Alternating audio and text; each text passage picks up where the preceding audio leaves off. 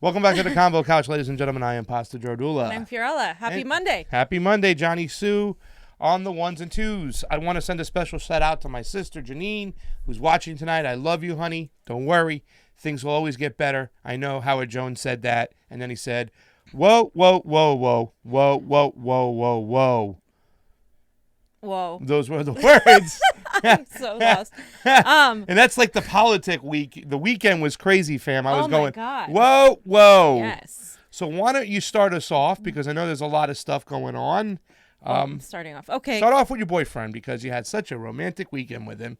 Yes, I did. But I also want to give a shout out to my girl, Natalie Chavez, who is going through tough times. If you don't know her, she's on Twitter. She's a Bernie Tulsi person. And she is, they're in danger of being evicted from their home, her and her family. So she has a GoFundMe page set up in case anybody has any extra money. She's going through some tough times. She has children as well. So this economy is really terrible right now. And a lot of people are really just hanging by a thread. So it could happen to anybody. And I just wanted to give her a shout out. So because of everything that's been happening with Bernie and then the Warren and back and forth, there was recently a need for Bernie to come up with something else, because there was a lot of the trolls out there saying Bernie's done, Bernie's this, and so a lot of his supporters have been fighting against that narrative. So Bernie Sanders, of course, didn't disappoint, and we knew he would have a plan to get money out of politics, but his plan here is very detailed and it's unprecedented. So I took the liberty to just break it down into bullet points because you can actually go read it on his website. But I'm going to go through the thread of the basic things he is talking about doing.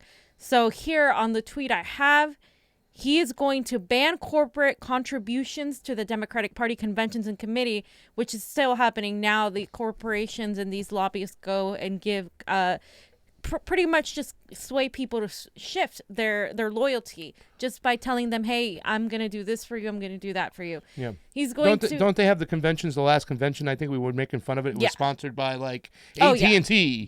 You know, we're going to be grassroots Democrats sponsored by AT&T. They had all these major corporations. With the last conventions. All of them, even the ones here in California. Yeah, we had problems with that over here. He's going to update and strengthen the Federal Election Campaign Act. He is also going to return to mandatory public funding for national party conventions. So again, this gets rid of the lobbyist money. And then we also have banning all corporate donations for inaugural events for President of the United States, and to cap the individual donations. So like, of course, these corporations, once you become president, come and cater to you. And he's also going to overturn the Supreme Court ruling saying that money is considered speech, which was Buckley versus Vallejo. I remember that. I remember learning about that. And he's also going to end the super PACs political money by 501c4s and other organizations accepting unlimited contributions that then they in turn can give to these candidates, like we've seen with Elizabeth Warren. He's also going to do a hugely important thing, which is overturning Citizens United. This is crucial. I think the majority of Democrats at this point should support this if they have any sense, because it's pretty popular. That was always an excuse, like when people would say, oh, Obama has to take this money and stuff like that. Until Citizens United is abolished, we have to play by those rules. Right. Well, a man by the name of Bernie Sanders came along and said, F that, you know what, because he did it without all these big corporations' money, so he led the way. Obama, I think, showed a lot of stuff with going online, getting a lot of money on Facebook, getting a lot of money from the individual donors, but nothing like Bernie has done. And he stayed away from Wall Street, he stayed away from the military-industrial complex, and he stayed away from Big Pharma. And he showed us the way. And he's got 1 million different donors, which is huge. He's going to abolish the FEC and replace it with the Federal Elections Administration, which is just going to be better and more specific. He's also going to end the influence of corporation in the DNC by banning donations from federal lobbyists and corporations, passing mandatory public financing laws for all federal elections, and banning advertising during the press primary debates, which is also part of that whole thing where they advertise. He's taken the step from a lot of, he's seen stuff over in Europe and other areas where, you know what I'm saying, there's no corporations, there's no sponsors. It's public access. They make sure it's available to everybody, has a limited amount of time, a limited amount of money, and not one candidate can get way overfunded as some of the other one gets no funding. So the principle is going to really come out of what these candidates are really all about. Absolutely. So. And then he's also going to institute a lifetime lobbying ban for former members of Congress and senior staffers, which of course is a conflict of interest and it shouldn't happen, but it's still happening. So yeah. The link is there if you guys want to look at it, and you guys can see that it's very specific. It's a specific and detailed plan, and it's really like Bernie to do that. I would add to that. I would add a sort of kind of in coalition with that. I would add something like what Tulsi put out, the Securing Our Elections Act, where there is a paper ballots trail always, that there is ranked choice voting, that there are that there's more security in our elections, not just from foreign agents, but from our own party members. And that's something I would add to it. But other than that, I think it's pretty specific, well documented, and Elizabeth Warren is not going to be able to come up with something as specific as that. Institute a lifetime ban, lobbying ban for former members of Congress and senior staffers. This is a big one. This is one that Donald Trump did talk about it. They all become lobbyists. He said with his little speech, we've vowed to drain the swamp, but he never really went through it. Right. He drained the swamp, found his cabinet on the bottom, and there's still people from Goldman Sachs and all these other companies that are highly engaged in our Constitution and in our elections and everything else as far as our politics are concerned. But there's also another thing we should talk about too as well. We need to make sure that anybody from the intelligence community, once they are done and they leave the intelligence community, they should not be able to go involved in any type of media for 5 years. Yeah. Okay, so the fact they're going right to MSNBC, right to CNN, the deep state is actually working in conjunction with our media to brainwash our citizens and curve our narrative, the narrative, the way they want to. And it's highly dangerous, highly deadly. I love this here. We need to get rid of the lobbyists in this country. We need to get rid of these people who have all these high level of clearance going on and peddling their deep state narrative on main corporate news channels. It's bad. Right. And Bernie Sanders makes it clear that some of these politicians go into it with good intentions, but it's almost like they can't take on the system. They get corrupted. It's really hard. And he's held his own for a really long time. And I think that's something admirable. If even if you don't like him, I think it's something that's like, wow, like he's at least been pretty consistent in his 40 years in service. So, all right, before we get into Elizabeth Warren, let's say hi to a couple people. It's late night. Fam, where were you? Why don't you tell people you saw an amazing thing before I said hi? So I don't have like a graphic, I didn't think today, but I went to see Abby Martin's Gaza Fights for Freedom, which was an amazing, amazing film. If you haven't seen it, you can go. She has a link on the website, and you can go rent it or buy it. I got to see it on the big screen, and she spoke about it a little bit at a Q&A and stuff like that. And that it was really good because I've talked to people about BDS, and some people are not for BDS because they think that it's anti-Semitic, and Bernie has said that before. I don't know where he stands now, but he has said that before, that there are anti-Semitic tropes with BDS and that it's going to make a two-state solution impossible. But when I did the BDS video going over what Bernie has said, what Tulsi has said, what Warren has said, I learned that BDS never actually advocates for destroying the state of Israel. It actually only merely advocates for getting the Palestinians pretty much the same rights that they had before, because right now they have no rights. And on our way there, we met an Uber driver who was from Palestine, and he was talking to us like, yeah, we have no rights and blah, blah, blah. And my friend got him on an interview, and it was really good because we were hearing from somebody firsthand. And then when we saw the movie, you guys, if you are not convinced on BDS after watching this movie, I think you're going to have a hard time not being for it. You're going to see exactly what's going on, how the Western media frames the pro-Israeli lobbyists here at AIPAC frame the narrative to say that the Hamas is a dangerous terrorist threat when they're not. And I really want to commend Abby and her husband and the Empire Files for doing this, because they spent like an entire year doing this, and it was really, really good, really well done. Like I'm a film person. It was really well done cinematography wise. It was also narrated well, the research that went into it, the storytelling, everything. It's a wonderful documentary, an hour and 24 minutes long.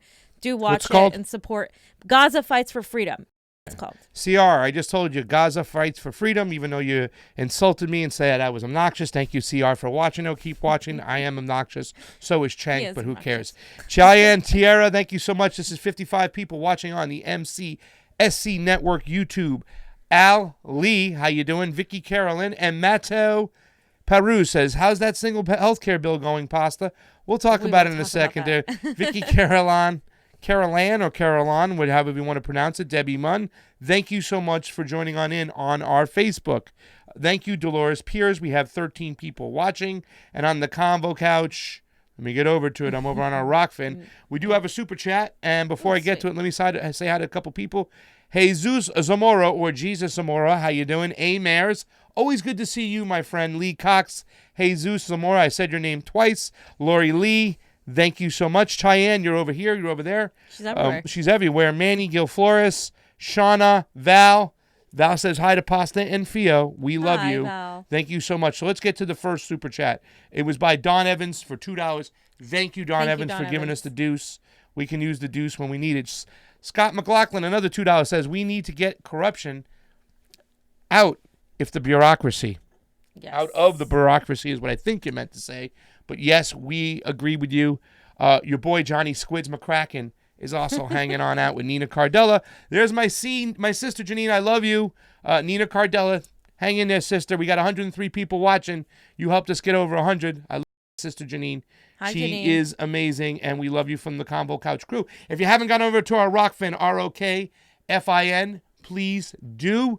It's a cryptocurrency backed platform. It is growing. We need to rage against the machine and get away from these corporate jerk-offs and all these people who suppress our voice, like YouTube and like Facebook, and get onto a new platform. So that is the future. ROKFIN. Check it on out. And if you love MMA, you're going to love the site. Fam, what else do we got right here now? Fam. Did somebody lie? Somebody Did lied. somebody flip-flop? We've been finding out that Elizabeth Warren, of course, isn't the progressive that many people thought she was. And like months ago, Pasta and I were kind of, talking about it, and people were like, no, you guys are wrong. She's an ally, blah, blah, blah. But more recently, this whole thing has been unraveling. We've kind of found out that she does have ties to the insurance industry, that she wasn't really a teacher like she claimed to be, that she wasn't Native American for sure, and that she did exploit that, saying that she was a woman of color, etc. And a lot of these things just have more so, of course, her policy alone is worthy of criticism, but her integrity and her honesty are things that are also coming into question by many people. As someone that liked Elizabeth Warren a lot, I used to play her videos a few years ago, and was inspired by her in so many ways. It's disappointing to really take the veils off and see. So a lot of you might have heard about this, that Elizabeth lied about several things like discrimination, like I said, but she also lied about getting fired because she was pregnant, or kind of suggesting that that was the reason she got fired. And it's been a part of her stump speech many times, not just in the clip we're going to show, but it's been a part of it. And basically, Massachusetts Senator and Democratic candidate Elizabeth Warren had claimed that she lost a public school teaching job because she was visibly pregnant, quote, but that's actually not true, according to the Harvard law professor, according to herself. Yeah. According to Elizabeth Warren. So which way Warren, I don't know. Which way Warren? Which told a different story in 2007. So we're going to show the two videos. We're going to show the video in 2007 and then the subsequent rally and see how her story changes. We got to start that hashtag, which way Warren. I came to college thinking I came to college on a debate scholarship. I was 16 years old when I graduated from high school, and I got a full scholarship in debate that was room, board, tuition, books, and a little spending money. It was a fabulous scholarship at George Washington University if I would debate for them. It was sort of the equivalent of an athletic scholarship, only this was one that actually a girl could get. And even though there weren't very many girls in debate either. I was going to be a teacher, and I quickly switched over and decided what I wanted to do was work with brain-injured children. So I got my degree in speech pathology and audiology, which meant that I would be able to work with children who had head trauma and other kinds of brain injuries. And that's what I did. For a while. I mean, you actually pursued that career. I actually did. I was married at 19 and then graduated from college, actually, after I'd married. And my first year post graduation, I worked, it was in a public school system, but I worked with the children with disabilities. And I did that for a year. And then that summer, I actually didn't have the education courses, so I was on an emergency certificate, it was called. And I went back to graduate school and took a couple of courses in education and said, I don't think this is going to work out for me. And I was pregnant with my first baby. So I had a baby and stayed home for a couple of years. And I was really casting about, thinking, what am I going to do? And my husband's view of it was, stay home. You know, we have children, we'll have more children. You'll love this. And I was very restless about it. And so I went back home to Oklahoma. By this point, we were living in New Jersey because of his job. I went back home to Oklahoma for Christmas and saw a bunch of the boys that I'd been in high school debate with. And they'd all gone on to law school. And they said, you should go to law school. You'll love it. And I said, really think so? And they said, of all of us who should have gone to law school, you're the one who should have gone to law school. Okay, so as you guys heard, she didn't have the courses required. So she was saying, oh, I don't know if this is going to work out. She went back home and then decided to become a lawyer. That's what she's saying in 2007.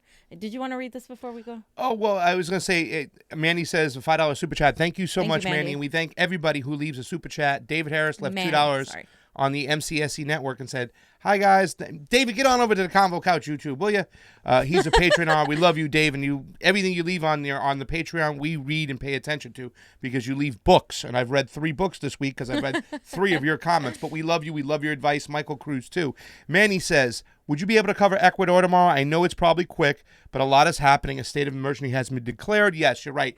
Anti-austerity protests have broken out in Ecuador, and they are shutting down everything. I will take a look more further into it. I don't know the history of it, but I do know there are anti-austerity programs because the people are pretty much done with having to pay the load of everything going on, and those oligarchs, the rich, get to pay no taxes whatsoever. And that was our other super chat. But go ahead with your girl. There's David Harris. Go on with your girl. We have 62 people on the MCSC network, 120 on the Convo Couch YouTube. That's awesome for this time. We love you. Back to Elizabeth. Okay, so let's watch what she said in one of her recent stump speeches at a rally. So my first teaching position was as a special needs teacher. There we go. I loved that job. But by the end of the first school year, I was quite visibly pregnant, and the principal didn't invite me back for the next school year. So I found myself at home with a baby, and yep, those were the days. And I got this idea that I could go to law school. Okay, so her story switches. The principal didn't invite me back. So which is it? Did the principal not invite her back? Did she? She said that she didn't have the credentials, so maybe she didn't have the credentials, and then she's made it out to seem like she was being treated unfairly. Like this was something that was used because she was pregnant. And this isn't the only time she said this. We can find other videos where she has used the same thing and said, oh, I was pregnant. Like they didn't invite me back, that they said this and that. And it's a problem because this isn't the first time she's doing this. And it's not a big deal to me. This isn't like the biggest deal to me. It's been a big deal to a lot of people. It's been all over Twitter. It's been all over. To me, because it shows a pattern of lying. But all it the does time. show a pattern. It's not like even, all the time. Not even of lying, but just like embellishing things or omitting things. And of course, to her credit, human beings' memory is very, as you get older, your memory is very. It's hard to remember what actually happened. Things get foggy and cloudy. So to her credit, it could be one of these instances. But again, this incident doesn't stand alone. It's been happening in an ongoing situation for a while. Yeah. So that is why people are like getting really irritated with her using these tropes as, oh, I'm a woman. Like she always plays the victim. Yeah. Oh, I was thrown out because I was pregnant. I'm a Native American. You know, like I'm suppressed. She always plays the victim, and she looks to whistle signal or signal to that base of the party. Those, you know, those identity politic people who listen to that stuff, who take that stuff to heart and take it strongly, as opposed to policy direction. What are you going to do? You know what I'm saying? She's been playing the same game over and over again. I'm a victim. I know you're a victim. I will fight for you. It's the mentality that she has. She's still doing it again. And the thing By about saying that she was fired for being pregnant when she just simply said, I went home to my family. And the thing about Elizabeth Warren is she's not Hillary. Like, I'll say this because she's not like she's not like confident like that. And she's kind of almost like dorky in a way. Like, you know, she doesn't have that same like veracity that like a Kamala has or a Hillary Clinton has. So it's different to criticize her because it almost seems like this is like she's not even aware of this. I don't know what it is, but like it's just not consistent. And one of the things that people admire about Bernie Sanders is his consistency. Over 40 years, you can find a video of him criticizing the crime bill. You can find a video of him now talking about that. You can find a video of him going back to environmental justice, talking to kids in the 1980s before I was born, and talking the same talking points that he's talking about now, warning people of the same things. So to me, it's just, why would you go with the same typical politician that likes to embellish things over the person that has the consistency? Yeah. It's just not a good argument for her. It's kind of funny because you reminded me too of the way she was. Like, I remember when somebody went at her in Congress and she was like just kind of doe-eyed, and then just recently when somebody asked her, hey, would you let your child be on the board of an energy company? Right. And she was just like doe-eyed. So you're right, she's very different than, you know, Kamala Harris and Hillary Clinton, who can look at you stern with that straight face and lie to you without even batting an eye and say, nope, you're wrong. Yeah. The sky's yellow. It's not blue. That's why, as much as I dislike Elizabeth Warren, I don't put her in the same category because I don't think she's a sociopath. I like some of these other people. I don't think she's there. But I do think that in a way makes her more dangerous because it makes her more appealing. And the middle ground part, right? Like we can't have this incrementalism. We can't have this middle ground. And also another reason, which is very important, she's so susceptible to Donald Trump. She's literally took his bait. She's going to get destroyed over things like this by the Republicans like that. Yeah. It's just not going to be good. The Fox News thing was really damaging. Like, they can use it, you know, it's like, she doesn't even want to talk to you people. If you don't, if Elizabeth Warren, Pocahontas, I call her, cannot, you know, if you don't agree with her, she doesn't even want to talk to you. It's terrible. Yeah. It's disgusting. Like, you know, he'll do his typical Donald Trump kind of thing, fam. Fam. And you're right, she isn't like that. But once again, the fact that she was out there and about with Hillary Clinton, to me, was just the ultimate, like, oh my Lord, like, lady, what are you doing? She's much more dangerous, A. Mars says.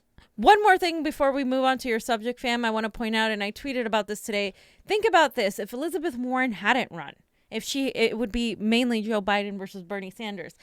Bernie Sanders would be in the lead right now, pretty much. I mean, Buttigieg or Kamala weren't going to get anywhere near there, right?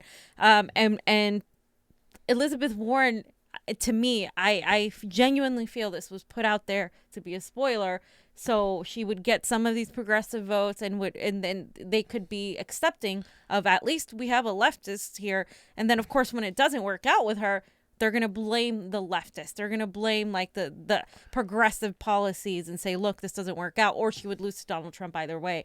But the fact that she ran, if she was a real progressive, knowing her recognition, her name, everything, she would have been like, look, I'm going to back Bernie Sanders because I should have done that in 2016 and blah, blah, blah. Does she have a right to run? Absolutely.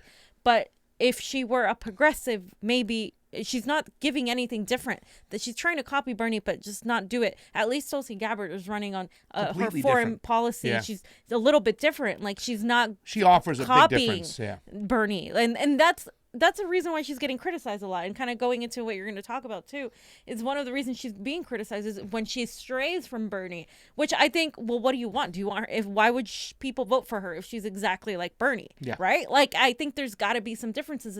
The majority of her differences are good based on foreign policy. For foreign policy people, that's why they like her. So And we understood, when it comes to Elizabeth Warren, how she is on foreign policy, which she's just down in the dumps. Nina Cardella, Janine, that's my sister, using my mom's maiden last name. Hello, Keen James, Kenny Bob, Buster Peak 21. Amar says it's a ultimate Trojan horse. Talking about your girl, Elizabeth Trojan Warren. horse it is. And that's the whole thing. Remember when people talked, fam, when they were like, oh, I'm saying, if you really care about beating Trump, you should just get out of the way, Bernie. Well, where's the same type of mentality now? Right. Elizabeth Warren should be long gone, because then we have somebody in control that is destroying Donald Trump by double digits across the board. Not that I want to mention a lot of polls, because I think a lot of these polls are poo-poo ka-choo, but he would have a huge lead. And Scott McLaughlin says Tulsi needs to kneecap Warren at the next debate. Well, let's hope that she does her studying and comes up with the information like she did against Kamala. Yeah, let's hope she does Maybe it. she'll be ready to battle. Did we miss any other super chats?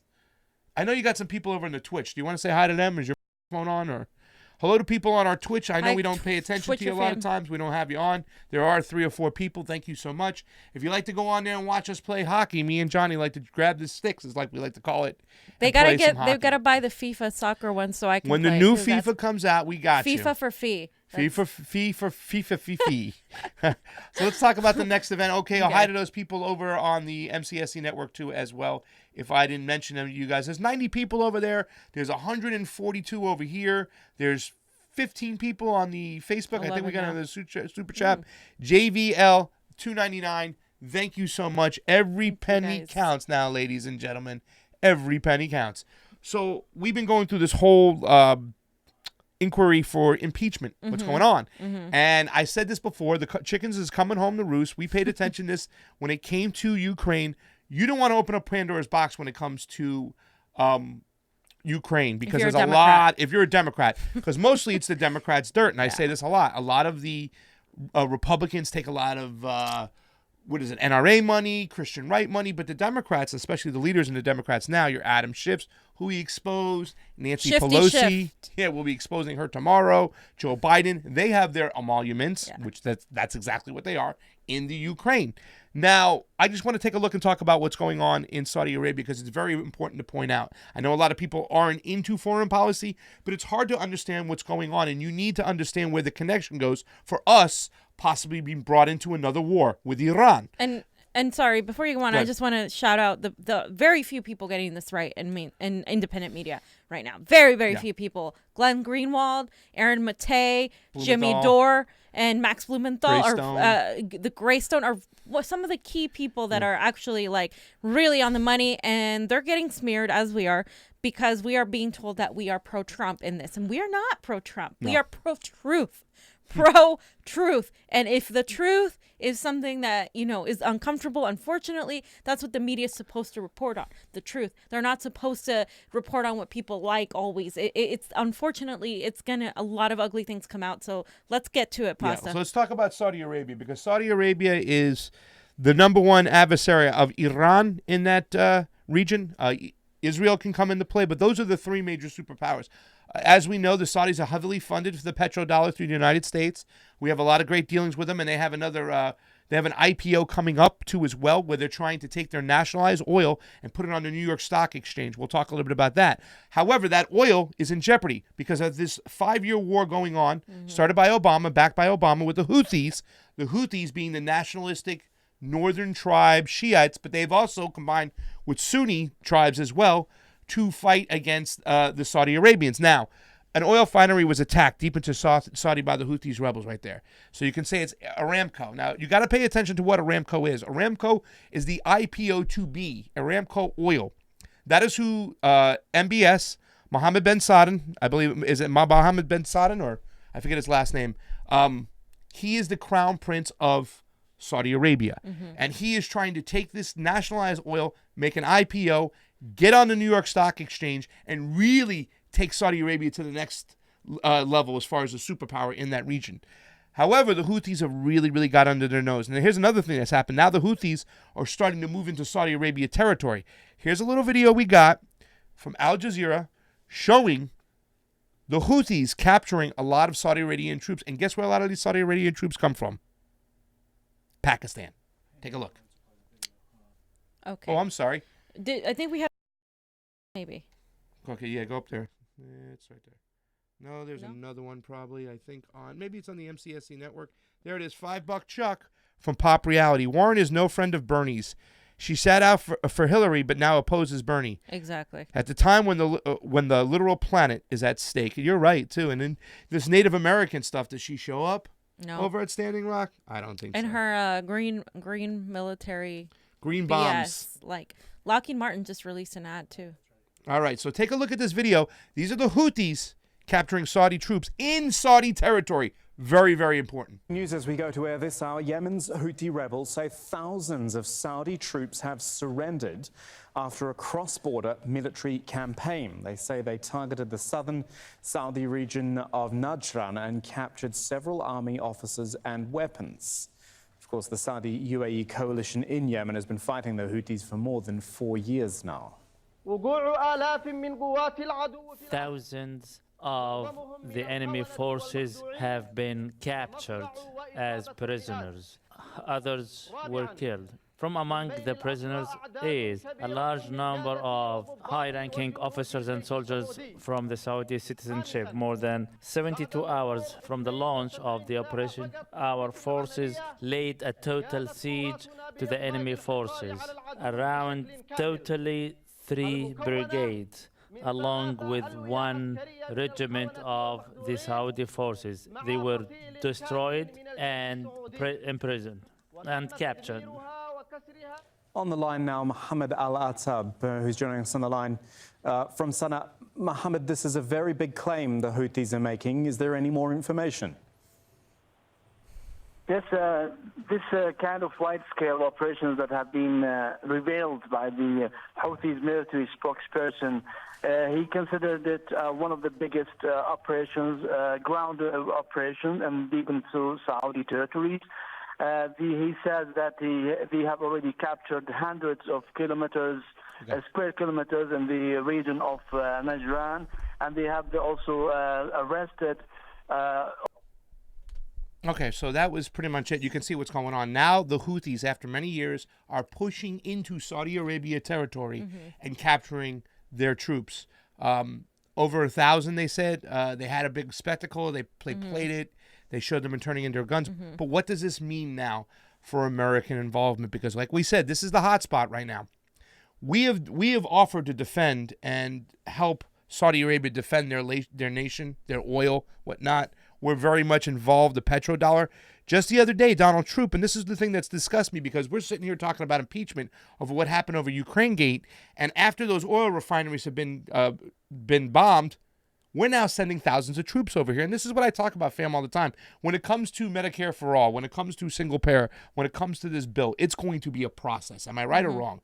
I mean, it's not just like the president's going to come and here's the bill, whatnot. He's going to have to whip votes. They're going to have to go into committee. He's going to have to change it. They don't need to do that when it comes to foreign policy or sending troops, especially now with the AUMF, the Authorization Use of Military Force. The president can just send troops off right away. Tulsi was calling them out. We're not your bitch. You're not our pimp. What are you doing? Kind of bringing light to this situation. Right now, it's up in the air what's going to happen with American involvement, but we're already sending troops. But the problem is that Saudi Arabia now knows they're very vulnerable. They took a shot to the nose, fam, and they haven't been able to recover since. Really. The Houthis now have caught up to them. They're pressing into their territory. They're drone bombing their oil refineries, which is their bloodline. If they don't have these IPOs going, if there's a threat to what's going on, they're not going to get funding to keep increasing their infrastructure when it comes to oil, and they have to get to the next level. So the long-term security for Saudi Arabia is, I think Saudi Arabia now has to understand that they are very vulnerable, and they, while this impeachment process is going on, hopefully they'll make a pivot in the region and maybe form an ally with Iran, knowing that Iran can go in there right now and just take care of them like that. They got America on their side, but they are very, very vulnerable. We've talked about it before. Their whole landscape, it's all dunes. They can send these drones in. And all the military weapons we gave them, they're all high-range ballistic missiles. And they're just kind of guerrilla warfaring, getting in underneath and blowing up these things. So the long-term security for Saudi Arabia isn't at jeopardy. Now, the whole thing is, what will the oligarchs and the deep state do? Will they try to put us into the war? Will they try to push us? The answer is yes. I think me and Nico, we talked about it, that sending over the troops also gives them, it's almost like he's using them as a pawn. Right. Can you imagine one troop gets killed, a couple of troops get killed? Yeah. That's an excuse to go to war with Iran. Right. Because the American people will get it. Who the hell do the Houthis think they are, that they are bombing and they're killing? You know what I'm saying? That's an excuse to help up. But and it's step okay in. for Saudi Arabia to literally be a tyrant. Oh, yeah. And you know, Monarch. and hurt people in Yemen and hurt people in Iran and cause all of this that's happening to them is a result of their actions and our actions combined. And again, that is us meddling into other countries, fomenting this sort of crises and regime change now, because now this is all that's going to happen. And on top of that, we have the audacity to continue focusing on impeachment, as Pasta says, when we really don't care about helping other countries. And again, and we're going to talk about this more tomorrow, but what's happening too in Syria with Turkey and the Kurds saying that, oh, we have to help the Kurds. And so we have to go and push this whole narrative that now every Democrat pretty much is pushing, that we need to save the Kurds from what's going on. We don't care about people. The only reason we would go into Syria is to, again, foment this whole regime change narrative because we don't like Assad, because he threatens what we represent. And so it's this whole thing over and over again. And Donald Trump was supposed to be the guy to keep us out, and he has not done that. Well, it's such a, it's once again, it's like it's Elizabeth Warren flip-flop and Donald Trump, because here's the thing, like, he's not pulling troops out of the Golan Heights. The troops are going to stay there in the Golan Heights. Why? He has businesses there. And we talked about this before. We talk about this all the time. If you want Donald Trump, go after him on emoluments. Guess what? He has 8 businesses in Saudi Arabia he registered during the campaign. So I always say that the emoluments for the Democrats are in places like the Ukraine, Honduras. You can go there. Clinton, Global Initiative, they're all in there. Joe Biden, Adam Schiff. Tomorrow we're going to talk about Nancy Pelosi. Heavily involved emolument-wise inside the Ukraine. But in Saudi Arabia now, Donald Trump has a ton of businesses with the hotel industry and whatnot. They can get him on emoluments, especially since he's sending troops there now to Saudi Arabia. Now they got him dead to right, but they won't do that. Why won't the Democrats go after him for emoluments, particularly inside Saudi Arabia? You tell me, ladies and gentlemen. You let me know why, because they have him dead to right. But the Democrats, like I said, won't push him when it comes to Saudi Arabia. Yeah, I mean, 100% on that, fam. Okay, so the last topic we have for today, and thank you very much to all those people out there, Kevin, Ryan on the MCSC network, PolyZ Gaming, Cheyenne, I thought you were on the CONVO couch. She's going back and forth. Roro Zorro, what's up? Scott McLaughlin, thank you so much for the money. Amars, he said right. And Vincent Artormri, we're going to talk about this last subject right now, fam.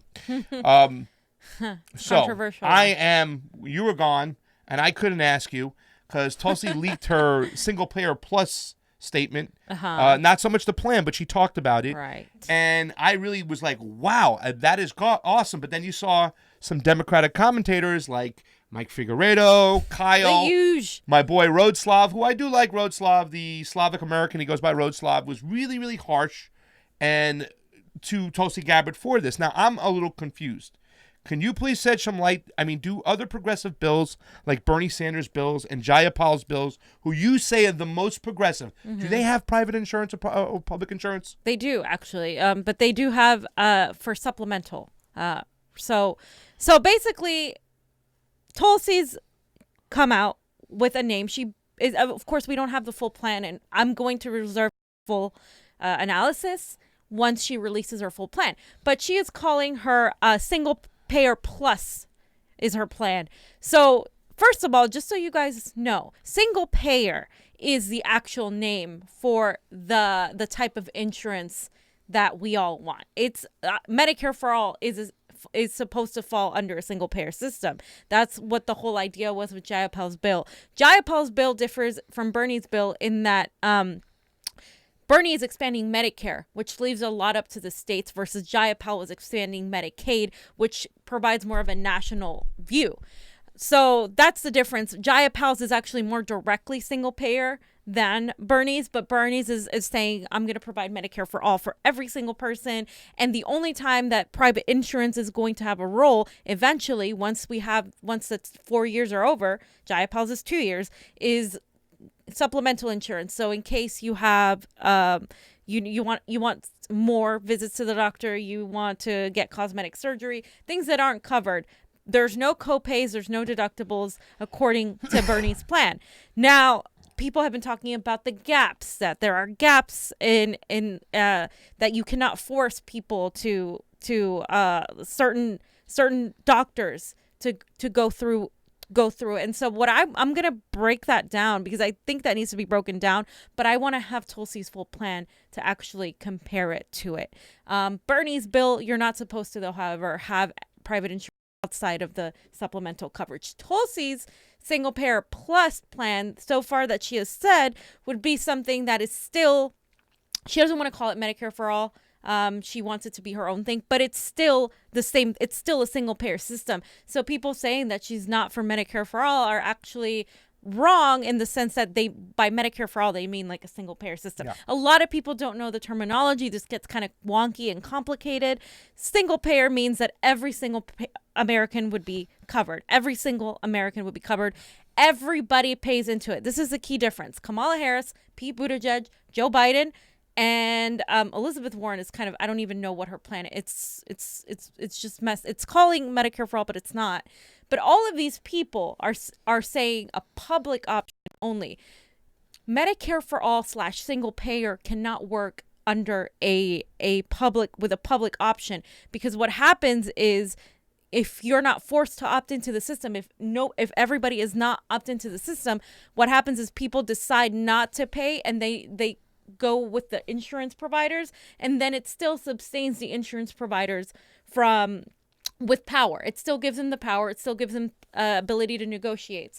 What Tulsi's saying is a single payer system with a private option, which is the plus part, where people can choose to keep their plan, but everybody pays into it. It is extra, and by doing so, she would be this kind of denouncing the power, kind of getting rid of the power of the insurance companies. This is what she has claimed. Again, I have to see her full plan, but to say that it doesn't count if it's not Medicare for all is actually disingenuous. You can look to every other major country on earth, and they all vary. Canada does it one way, Denmark does it another way, Australia does it another way. We have this idea that it has to say the name Medicare for all. I support Bernie Sanders, and I support his Medicare for all plan. However, I'm not going to say that you can't support single payer in another country, which might also work too. And I think people need to stop fighting about it, because it's literally just variances of pretty much a single payer system. And like Pasta said, we're all going to have to go through the process and see what they can actually get through. This is why we need to run people in Congress too, because it's not going to be enough.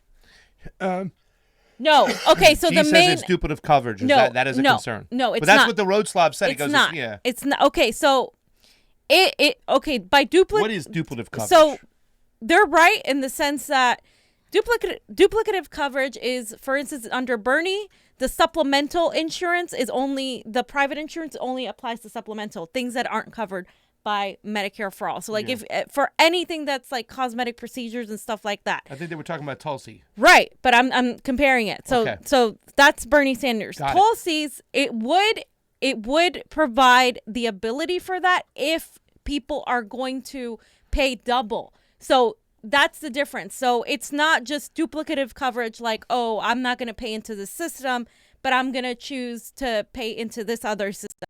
It's duplicative in the sense that they would be paying double. Yeah. So, but they're not opting out. Everybody pays in. And that is the entire difference between that plan and, say, Kamala Harris or Pete Buttigieg or Joe Biden's plan, which has come under, her plan has been compared to, because she used the word. So now, again, I'm going to wait for the full analysis until her whole plan comes out, because I don't want to say things that maybe she's changing or that's not specific. But I am aware that I did ask the campaign. I said, what does this mean?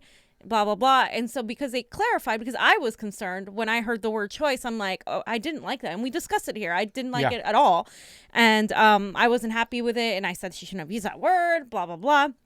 But the fact is, if it's a single payer system, she can't be advocating for a Medicare for all if you want it. That's not what she's advocating for, because then it's not single payer. Yeah. It has to be a single payer system. And when she comes out with that plan, I want to read it and dissect it and then go over her plan, go over Warren's plan, go over Bernie's plan, go over the other plans, because a lot of things are being said that aren't actually correct. And we all have to make sure that we're not just going off our emotions off of one word and like saying, well, no, that's not it. If it's not this word exactly, then they're canceled. And a lot of people love these hot emotional takes. That is why a lot of these commentators have made their money off of having these emotional, ranty, hot takes. But with Medicare for all, with single payer health, people are dying. I don't want to be tricked.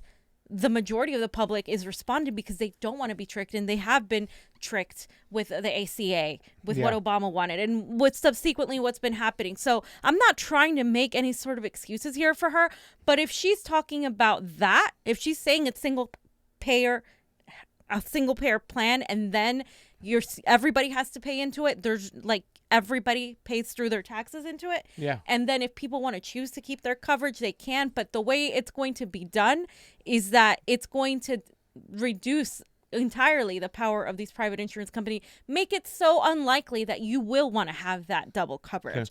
That's her. I have a question there. That's her plan. Robert Lowe says Medicare for all will cover everything necessary. What would we need supplemental for? Cosmetic would be financed like right now.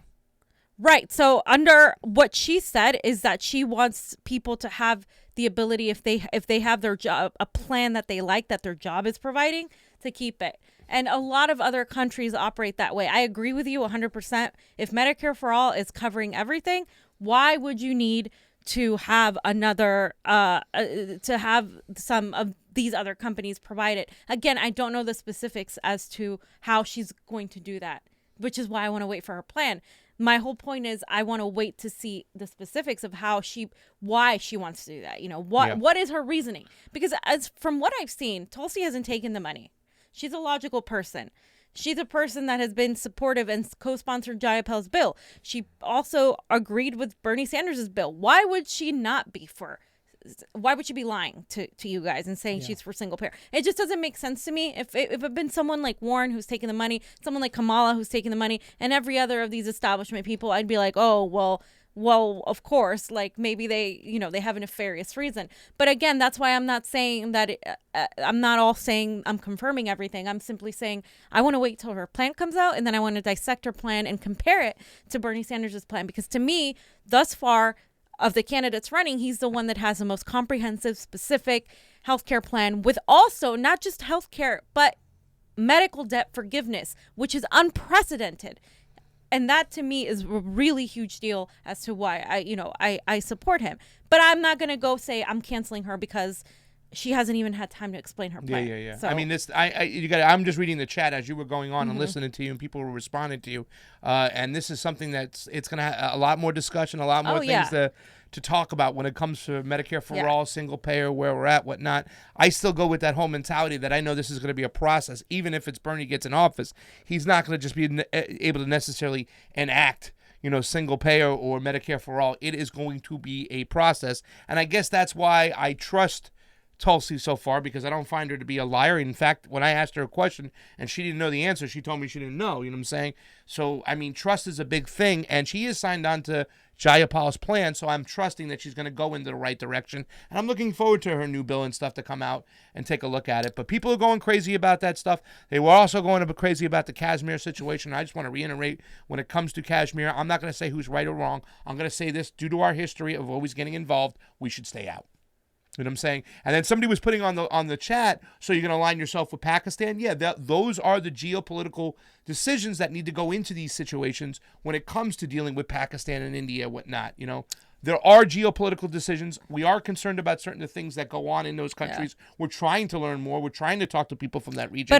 But once again, there are geopolitical situations that come in which people ignore, fam. They go more by their emotion and their heart and see what's going on and talk about the Modi situation rather than really what's going on. Sorry. So, no, two things. On the Medicare for all thing, everybody has a right to be scared. Everybody has a right to be emotional about it. People are dying. This is a huge issue to many of us progressives. This is the one issue. If Tulsi tomorrow says I don't really support Medicare for all and I see that it's a terrible plan, I would be like, no, I'm sorry, that's not okay with me. You have to support Medicare for all if you want to call yourself a progressive, et cetera, et cetera.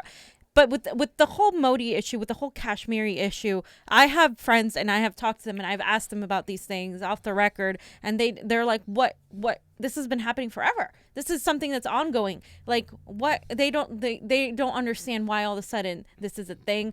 They also say that why are these Americans, like, they don't know anything. They're just like, it seems like it's trendy from their point of view.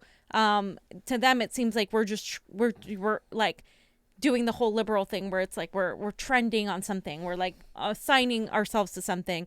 Has Modi done things? Absolutely. And I think we can also accept that while simultaneously saying there are two sides to a conflict that most people act like they're experts on when they know nothing about. And I'm not, like I said, I'm not defending Modi, but I'm at the same time, I'm saying I think we need to listen to people. Pasta and I have been looking for somebody of Pakistani descent to talk to us about their point of view, because we had somebody who was from India and had a completely different point of view. Then we have other people who are kind of in between on this issue. So we want to hear all these voices. We don't want to just have a one-sided echo chamber thing and just go off on what the whole status quo is kind of pushing, because it's really easy to fall into that trap. We have to hear all of these sides, and as much as it would be easy for me to say, you know, I'm going to cancel so and so because they're a Hindu fascist and blah blah blah, I think it's kind of premature when a lot of the people shouting these slogans don't know anything about the issue or only know certain things that are being told to them. So I want to know more about the issue. He wants to know more about the issue.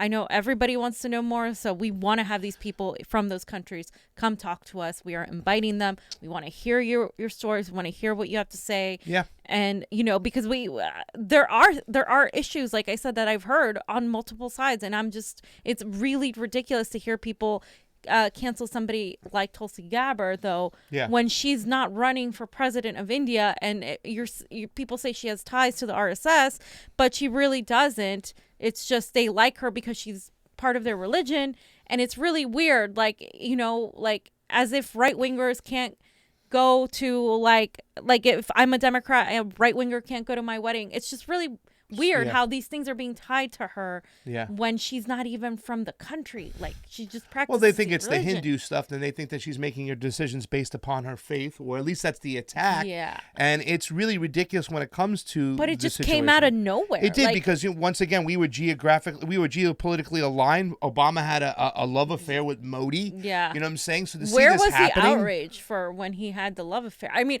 I'm just looking at it as a, like, where was the, like, if you really want to hold her accountable, you should have held everybody accountable. Why is this all of a sudden a thing? That's what I'm asking. Like, why is this all of a sudden what people are so focused on? I'm going to cancel her because she's not supporting the Pakistani people, the Kashmiri people.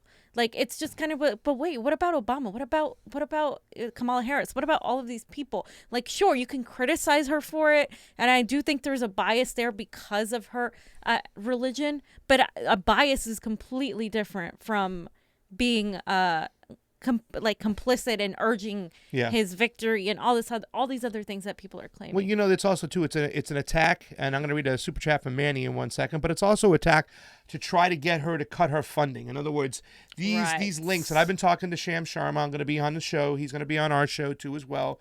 We're arranging everything. We're going to talk about the history of the RSS, because a lot of these Indian Americans have some ties to the RSS. A lot. Now, you hear the RSS thrown out there. They were a form of Nazism, the Peter Friedrich, but it dates back to the Nazis, or Germany, funding them to fight against the British colonizers at the time. It was a proxy war, and they were using the RSS. And once again, I don't know deeply about it. That's why I'm going to talk to Sham. I'm going to talk to some people. There are people from Pakistan we've invited that have not talked to us. Samira Khan just pretty much ghosted me. If she wants to get back into it, I'd love to have her on the show. But we want to talk to all sides. And once again, Manny said, yes, the best thing is to have both someone from India and Pakistan to talk about this. It still isn't our issue, and diplomacy is the best. It's their border issue. In our history of getting involved the way we do, fam, we can't get involved like this. But that's the whole thing. They use you guys as emotions. They tug on your heartstrings. So you guys say, "Oh, we should get involved. We should do that." And they use that to to push regime change and to push our involvement and to push war that benefits us and ends up hurting all of these people. And I'm sick and tired of seeing that playbook over and over and over again. And I think the best way sometimes we can help is to have diplomacy, like you said, stay out of these conflicts that we know nothing about, that we sound ignorant about, and we're okay. We can admit that, we can talk about it, absolutely. But we shouldn't pretend that we all of a sudden are experts on this issue, yeah. which is all I've been seeing online. Yeah. It's they're sound on it, whatnot. And listen, let me tell you something. If you disagree with the issues and the way she's handling India, Pakistan, Kashmiri border, that's okay. But to say that she hates Muslims or doesn't like Muslims, and when Emma did that stuff, that was just the worst thing in the world. Who went to Yemen? Who it was her and Roe who pushed for us to stop funding Saudi Arabia to bombing who? Muslims in Yemen. Who went to Syria with Dennis Kucinich to talk on the plight of Muslims who were dying? Tulsi Gabbard. So she's put herself out there to go to stop the atrocities against Muslims. So how can you say she's anti-Muslim? It's pretty ridiculous. And Amar says, for always having the courage, hard convos are IMPT. What's that stand for? Oh. See, man, I'm not a hipster like you, bro. I don't know those words. It's not hipster. It's well, I'm not of a certain age. Whatever. I'm 96, and that's a little bit older. It's okay. I like Bernie Sanders. I like, I hang out with old. Well, Gil Fuller said some stuff. People are ignorant. American issues up front. That was what should be. F what's going on and has happened in India. I don't want to say F what's going on, but I don't think that we should go in there and insert our will and our power and stuff. Like we said, we talked about this. Yeah. I was a little upset when Bernie Sanders said security and did that. I thought he should have stayed out of it, at least until he talked to Modi, because whether we like it or not, if Bernie Sanders is the president, he has to have a relationship with Modi. Yeah. Otherwise, because when it comes to that Southeast China area, there's Russia and China. Guess who we're doing the most joint operations with? India. We're heavily involved with them. We have been for a long time. Okay? So Tulsi Gabbard's number one enemy. And remember, she was in the Iraq war. She knows who the enemy is, and she sees it. Al-Qaeda, ISIS, whatnot. Funded by who? Saudi Arabia. Saudi Arabia, whether we like it or not, has strong ties to the Pakistani government. It's all connected. I understand where she's coming from. However, we can still push her to be a little bit more open and talk about it. Yeah, and I think she should talk to the Pakistani side too. Like that's my criticism. She needs to talk to the Pakistani side of things, because a diplomat will always hear both sides, not just one. So I think that's the next step if she really wants to do that. So Val says, "Pasta, don't worry. If you're like 500 years old, we still love you." And David Harris says, "Save money, take the money." I said it to myself out of the military-industrial complex, and Mars is laughing. Fam, I think that's enough. We've been here for almost 58 minutes, going on 59. Wow. You got anything else to say? What are you going to talk about tomorrow? Do you know? I don't know. I know what I'm talking about. I'm talking about Nancy Pelosi. That's my girl. Don't go after Got Nance. that money. You want me to call her again? Nancy Pelosi's contact. You should invite her over for some pasta. She's coming over. She's going to lose her job because she's connected to Ukraine. For some pasta. Her son made money, and that's how they sidestep these emoluments. That's how Donald Trump is going to sidestep it. Everything's under my kids' names. Everything's under Hunter Biden's names. Everything's under my son's names. No, you're enriching your family. Elizabeth Warren did it too with the insurance company. There you go, $45,000, right? Yeah. And then the payments, and then she used them as a back channel to pay off who? The Workers' Party, who endorsed her now, who endorsed Bernie around last time. Follow the money. Phillips Street, Val, thank you so much. Mars, guys. David Harris, we love you. Manny, Jesus Zamora, listen, we know you guys have differences. We love the fact that we get in there. We don't stay inside our echo chamber. We get out there and we talk to the people. Even if we're hated for it, Squids, we're going to say. Squids McCracken says hi, Fee. Hi, Squids. And Terry B says, what's up over on the MCSE network? Cheyenne, what are you doing over there? Get back over in our spot, the Cheyenne. Deep Space, Robert Desh. And who else do we have? Did I miss any super chats? Did I get them all, Johnny? I think you got it. Manny, we love you. Manny's keeping the show going. That's it. Keep it going, Manny. Tulsi doesn't criticize either side. That's ignored. Yeah, I mean, I think she did criticize, actually, when I asked her the question on Kashmir, because everybody has been largely saying we need to help the Kashmiri people. She kind of said, "Oh, Pakistan, there's two sides. You know, a lot of these things that were happening were hurting the Indian people." So she did criticize, but she kind of took the Hindu side. more than. Well, she definitely. I think she's praised more and whatnot. And let's be. I want to say something here now too as well, fam. A lot of people don't notice. She didn't go out and start speaking to Modi. No. She was sent there by Obama when Modi was coming to town, or she had to go there. Obama sent her to pave the way for relations. Would I have posted a Twitter picture of Modi and blah blah blah? No, I wouldn't have done that. I think that was a little over the top. But I think I'm not really going to go after her for talking to adversaries. I feel like that's what we need to do. However, I understand people's hesitancy because it's not something we're accustomed to doing. Yeah. We're accustomed to vilifying people and being like, oh, this guy, I'm not going to talk to this guy. And she's one of those people that talks to them without being overly like romantic like Obama was. Yeah. But again, it irritates me when they talk about that with her and nobody touches Obama. Yeah. Or the Clintons or Nancy Pelosi. I had a picture with her and Modi. Please, this is geopolitical relationships in that region. We need to talk to those people. That doesn't mean she's going to okay everything going in that country. It's just sometimes we should stay out and mind our own businesses, especially when India has never had a problem. We've never had a problem with India attacking us. Yeah. Okay? We've had people who were in Pakistan that we had to go and get that attacked the United States. So let's not forget that. And I just want to say this. I have never seen a person be more smeared and like people just turning on them as much as I've seen it with Tulsi Gabbard. It's really weird. It just keeps happening more so as she got back into the debates right after she went after Kamala. And now she's back into the debates. It just seems like people have this like desire for her to completely disappear. And that makes me more suspect than anything else that she should actually be on that stage. Because when the establishment and a lot of people fall into this whole agreement where they're just going to go after this person, I'm like, maybe this person is doing something right. Well, I think a lot of Bernie fans that do not like her, the ones that do, and we obviously know it's split. Half the Bernie fans are like, yay, Warren, yay, Tulsi. But they see Tulsi, I think, as a threat as to take away votes from Bernie Sanders. But we keep on explaining this, that like Tulsi goes out and gets the votes that Bernie Sanders could never get. He does have that tag and that label as a Democratic Socialist. And there's going to be a lot of people on the right who will never vote for people they feel is a Democratic Socialist of any sorts. So the fact that she's bringing these people into the fold, and like we said this before, fam, if Elizabeth Warren drops out, is she going to hand over her delegates over to Bernie? We don't know that. I don't know that. If Tulsi drops out, who is she handing over her delegates to? Bernie. Absolutely. 1,000% she's not giving them to anybody else. Yeah. Mikey Yu, our boy, he says, Ungerliner, Sarah Silverman supports your girl, Elizabeth Warren. Isn't that a surprise? I thought she said something positive about Bernie, but she goes back and forth. I'm not surprised. Last time around, she told us to shut up and blah blah blah. Yeah, that really turned me up. Who cares about Sarah Silverman? Steve Warwick said, "Steve, where the hell you been this whole show? We've been looking for you, Steve Warwick." Well, he's here now. That Steve's here. It's time to get on out, fam. Do we have anything else to say?